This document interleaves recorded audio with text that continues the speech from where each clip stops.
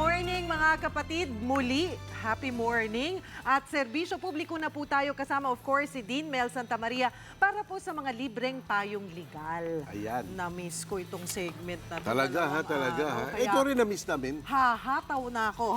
Hataw.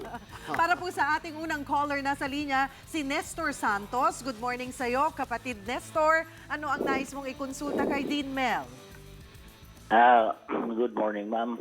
Morning. Meron na akong itatanong sa kanya tungkol dito sa nangyari sa mga kasal-kasalan daw.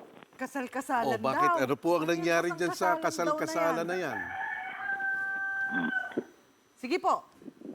Attorney, itatanong ko ito kung itong una, pirmahan lang kami. Pirmahan? Tapos umalis na ako. Oo. Umalis ka lang?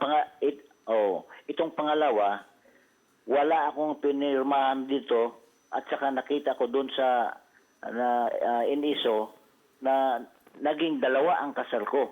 Okay. Na hindi ko naman itong dalawa. Wala akong alam talaga ron. Oo. Okay. Okay. Itong mga anak ko dito sa pangalawa, puro tapos na sa pag-aaral. Oo. Wala na akong problema doon. Ano ang... Pati nga nanay, pinaaral ko pa eh. Ba? Okay. Okay ha? Natapos din. Opo, good job. Mang Nestor. So, ang problema nyo ngayon, ang lumalabas sa NSO o sa Philippine Statistics Authority, dalawa ang inyong kasal. Yan ang lumalabas. Pero sana, baka man naman may pangatlo din na naghahabol. Wala naman.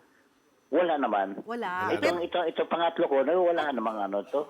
Meron na lahat sila, may binigyan ko ng Okay, So, may pangatlo. pangatlo po kayong kinakasama. Itong kalipin ko ngayon. Ayun, partner nyo po. May partner po partner, kayo ngayon.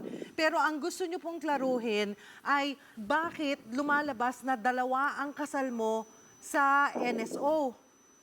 Opo. Yan ang gusto ko Sa malaman. Senomar, yun yung Oo, lumalabas. sa Senomar. At saka kung may karapatan ba sila na yung ari-arian ko ibibigay nila. Oo. Klaruhin muna natin, Mang Nestor. Doon sa una, anong klaseng pirmahan po ang nangyari? Nagpipirmahan lang kami doon dahil sa dinala niya ako ron sa simbahan daw dahil magkakasal daw kami. Oo. Ngayon, wala namang pare doon, nagpipirmahan na lang kami. Nagpirmahan. Walang seremonya. Wala. Pagkatapos, Wala ring lisensya. Ano ba yun? Di ba? Wala lahat. Wala ring lisensya yan. Wala. wala. Pagkatapos umalis na ako kasi ang barko namin naghihintay sa akin. Ayun. Okay. Pangalawa, ano po naman ang nangyari sa pangalawa?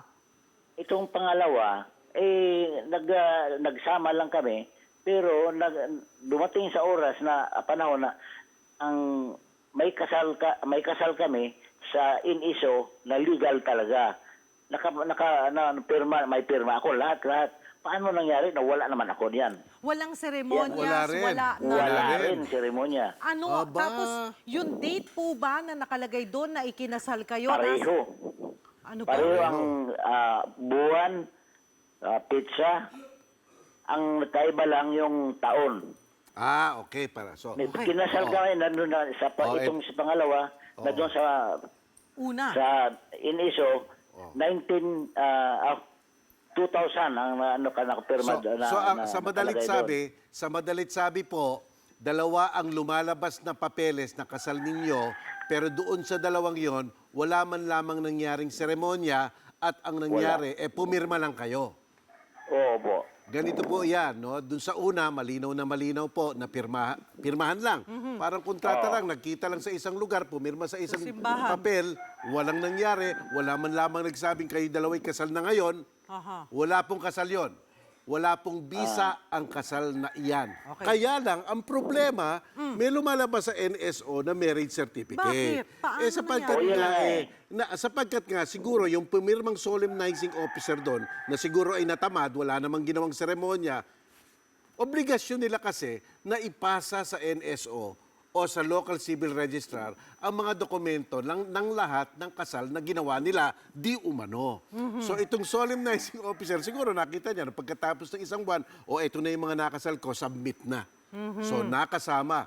Sapagkat po iyan ay lumalabas sa Philippine Statistics Authority or NSO, iyang kasal na yan, pinagpapalagay ng batas na totoong nangyari yan. Sapagkat nga isang dokumento yan, isang marriage certificate, lumalabas sa ahensya ng gobyerno.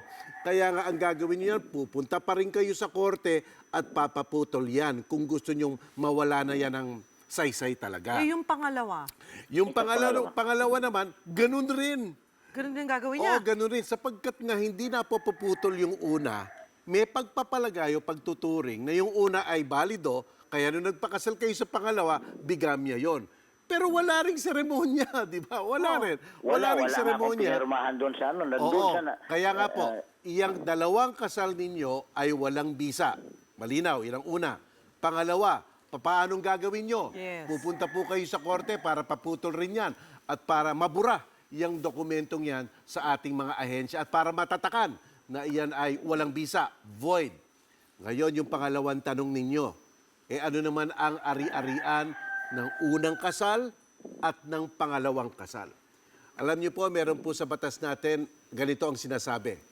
Kung ang dalawang tao ay nagsasama bilang mag-asawa at wala namang bahid para magpakasal at ayaw lang magpakasal o kaya nasa loob sila ng isang hindi valid na kasal, ang iiral po na kaayusan ng kaari-arian ay yung tinatawag nating co-ownership.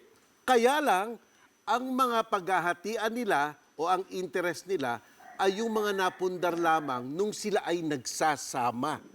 At yung contribution ng isa, pera, contribution ng isa, pangangasiwa ng bahay, sapat na po yun para kung naghiwalay, kalahati, 50-50. Yan ang sa una nyong kasal. Doon sa pangalawang kasal, yan po, mas matindi yan.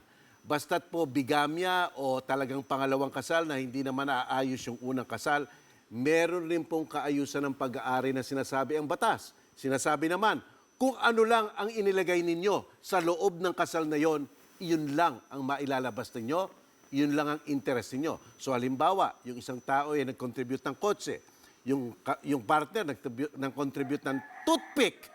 Pag sila po ay nagkakahiwalay, toothpick lang makukuha niya sa inyo yung kotse. Masyadong istrikto. Pero yung sa una, 50-50 yon kahit na nangasiwa lang yung isa ng pamamahay. Pero- Yan po ang kaayusan ninyo. Pero Attorney Mel, ito panghuli na lamang po, baka concern din ni Mang Nestor, kung nagawa niya na ng paraan na ayos niya na walang bisa, na naklaro na walang bisa yung una, yung pangalawa, Oo. so yung mga anak po niya sa una, pangalawa, pangatlo, paano po ang magiging hatian? Yan. Lahat ng mga anak mo illegitimate na tinatawag, no? Pero bilang illegitimate, meron rin silang mga karapatan, sila rin ay tagapagmana mo. At saka lahat ay susuportahan mo. At sinabi mo na nga, Lahat naman Suportado. ng anak ko, attorney, puro sila meron nilalaan para sa kanila. ang galing mo talaga. Talagang ikaw ay talaga isang magaling. Pinaano ko sa abogado Oo. na para sa kanila ito. Yan, Pero itong magaling kang pangalawa, tatay. Doon ako galit ako. Dahil ang una, pinaaral ko pa siya. Dahil galing sa galing sa wala talaga yung mga babae na yan. Oo. Naawa lang ako. alam mo Ngayon, naman kasi, basta sumuot ka sa isang sitwasyon na hindi tama, madaming hindi tamang uusbong dyan. Di ba? Kasi may una ka, tapos may pangalawa, baka may pangatlo ka pa, lahat hindi tama, kaya ang problema, kakaltasin mo lahat yan, aalisin mo ang sarili mo sa sitwasyon na yan, at baka gagamit ka nga ng korte. Yan lang po ganyan lang ang sadyang ayan. mangyayari. Ayan, Yan Mang po, Nestor. meron po kayong... Ang pinakadapat po nyo unang gawin ay ayusin nyo po yung kasal yung record nyo po sa kasal bago po Oo. talaga Oo. maiayos nyo po yung takbo ng buhay ng mga anak nyo. Correct. Lahat pantay-pantay. Paputol niyo yung unang kasal, Tsaka yung walang bisa niyo yung dokumento na nagsisimula sa NSO, pupunta kayo sa korte dyan. Pwede bang sabay na lang una't pangalawa? Pwede rin. O, ayan. Pwede rin yung pangalawa, Okay. pumunta rin. Parehong-pareho po ang sasabihin niyo para mabura na yan sa NSO. At ayan, na naman Okay. kayo, libre. Salamat po. ilan kayang gagastusin natin dyan, attorney? Well, talagang alam niyo po, ang docket fee lang, yung filing fee lang sa isang kaso ng pagbubura niyan sa korte, aabot na po yun ng mga around 4,000. So, mga 8. Ngayon, siyempre, Lawyer. kakausapin niyo pa yung abogado niyo. Siyempre, dapat gagastos rin naman yon. Kaya yun po ay nasa usapan niyo na. Pero medyo substantial rin po, medyo gagastos rin po talaga kayo dyan. Okay. Okay. Maraming salamat Maraming po, Mang salamat po. Nestor. Be sure to come back. Use 5 everywhere. Copyright 2016.